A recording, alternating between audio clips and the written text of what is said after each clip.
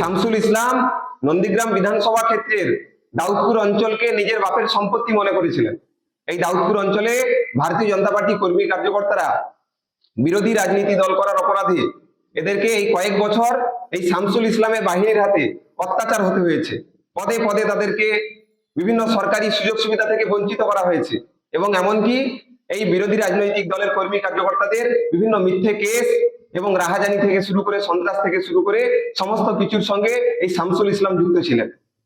আজকের আপনারা দেখতে পাচ্ছেন যে শামসুল ইসলাম পুলিশের জালে কিভাবে পাকড়াও হয়েছে। অর্থাৎ শাসক বিরুদ্ধে কথা বলা এবং তাদেরকে কণ্ঠরোধ করার যে চেষ্টা, সেই চেষ্টা করার জন্য বোম্বিং করা, তাদেরকে খুন করার হুমকি, ঘরছাড়া করানোর হুমকি, ঘরবাড়িতে আগুন জ্বালিয়ে দেওয়া, মহিলাদের উপর নির্যাতন করা, বাড়িতে বাড়িতে গিয়ে হামলা, এমনকি ভয় দেখানোর জন্য মহিলাদেরকেও ধর্ষণ করার পর্যন্ত হুমকি দিয়েছে।